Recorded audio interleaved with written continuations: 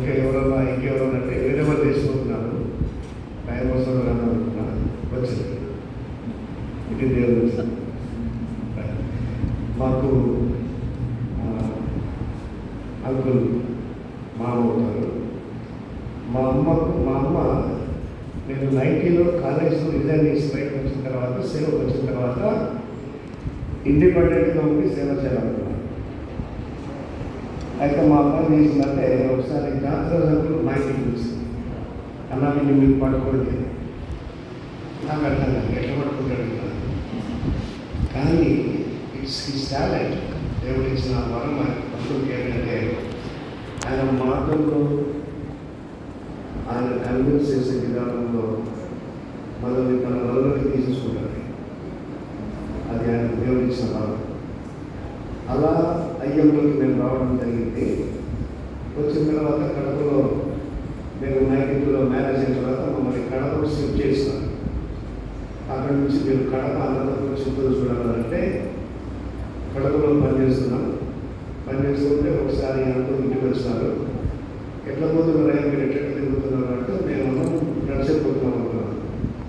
అది మీకు ఒక సైకిల్ ఉంటే బాగుంటుందని సైకిల్ శాంక్షన్ చేసినారు.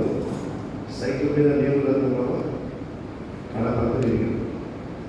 అట్లా పరిచర్య చేయడం వల్ల కడపలో ఒక ఉద్యమాన్ని ప్రారంభం చేసుకోవచ్చు. మేము కడప వెళ్ళినప్పుడు చాలామంది యవనస్తుల పేర్లు పోలీస్ స్టేషన్లో ఉండేవి. అయితే ప్రభు మమ్మల్ని అక్కడికి పంపించి దైవజనుల ద్వారా మమ్మల్ని నడిపించి అక్కడ మేము పరిచయం చేసినప్పుడు కడపలో ఒక ఉద్యమాన్ని దేవుడు తీసుకొచ్చినాడు. లాస్ట్కు మేము అక్కడి నుంచి ట్రాన్స్ఫర్ అయ్యి హైదరాబాద్ పోతూ ఉంటే స్టేట్ సెక్రటరీగా ప్రమోషన్ కాదు, అక్కడ బిషప్ పిలిచి ఒక మాట అన్నాడు, మా దాంట్లోనే మీరు చేయండి, మీకు ఒక చర్చ కట్టిస్తాను, మీకు ఒక ప్రార్థన ఇస్తాను. నాకు ఆశ్చర్యం అనిపించింది. అయితే మమ్మల్ని ఒక ప్రాపర్ ప్లేస్లోకి నడిపించిన వాడు చేస్తారు. కొన్నిసార్లు డిస్కరేజ్మెంట్స్ వస్తూ ఉన్నాయి మినిస్ట్రీలో. పరిచయ కూడా అనంతపురం వెళ్ళినప్పుడు, చిత్తూరు వెళ్ళినప్పుడు రెస్పాన్స్ సరిగ్గా ఉండనప్పుడు అందుతో మాట్లాడుతుంటే అందులో ఒక మాట చెప్పేవాడు, ప్రే అండ్ ప్రొసీడ్ అనేవాడు. ప్రే అండ్ ప్రొసీడ్ అని చెప్తూ ఆయన సేవలు అనుభవించిన కొన్ని కష్టాలు చెప్పాడు. ఒకసారి అంకుల్ పరిచయ కొరకు ఒక ఊరికి వెళ్తే అక్కడ వాళ్ళు అంకుల్ ఉండడానికి సిమెంట్ బస్తాలు ఉన్నటువంటి రూమ్ ఇచ్చినారంట. సిమెంట్ బస్తాలన్నీ అట్లా ఉంటే పక్కన ఒక మంచం వేసి అందులో ఇచ్చినారంట. ఆ సిమెంట్ బస్తాల మధ్యలో నేను అక్కడ 4 రోజులు ఉన్నాను. కానీ అక్కడనే దేవుడు గొప్పగా పరిచయం ఆశీర్వదించినాడు. ఇంకొక మాట అన్నాడు, నేను ప్రయాణం చేసినప్పుడు ఒకసారి సీట్ కొరకు ఫుట్బాల్ మీద కూర్చొని నేను ప్రయాణం చేస్తాను. ఎవరు ఊహిస్తాను అందుకంటే ఫుట్బాల్ మీద కూర్చొని ప్రయాణం చేయడం కరోనా వచ్చింది. నా ఫ్యామిలీలో ముగ్గురికి ఒకేసారి మేము ముగ్గురం సిక్కాను. నేను, నా భార్య, నా పెద్ద కుమారుడు.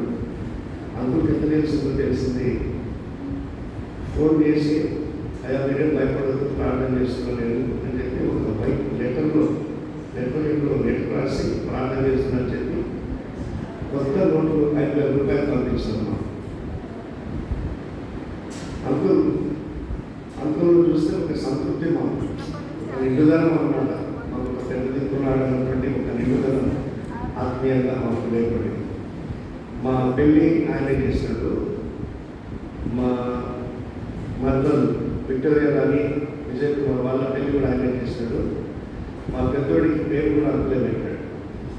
ఆయన ఒక ఎగ్జాంపులరీ పర్సన్, ఒక మాదిరికరమైన వ్యక్తి అన్నమాట. అలాంటి వ్యక్తి లేడే అన్నటువంటి బాగా మరి అది ఆ కొరత ఆయనతో సహవాసం కలిగిన వాళ్ళకే కనబడుతుంది అంతే. ఆయనతో ఒకసారి సహవాసం చేస్తే మనం మర్చిపోం. లెఫ్ట్ డేస్ అప్పుడు నేను ఇక్కడికి వచ్చేవాడిని.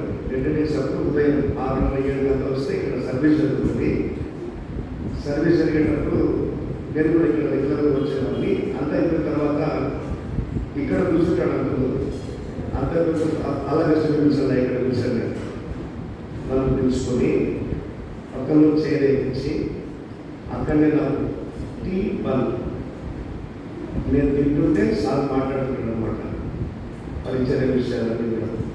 కానీ వారితో కలిసి పరిచయం చేసిన దినాలన్నీ కూడా మా జీవితానికి గోల్డెన్ డేస్. ఒక మాదిరికరమైన ఎగ్జాంపులరీ పర్సన్ ఎవరంటే మాకు కర్నూలులో చాలా ప్రారంభించారు.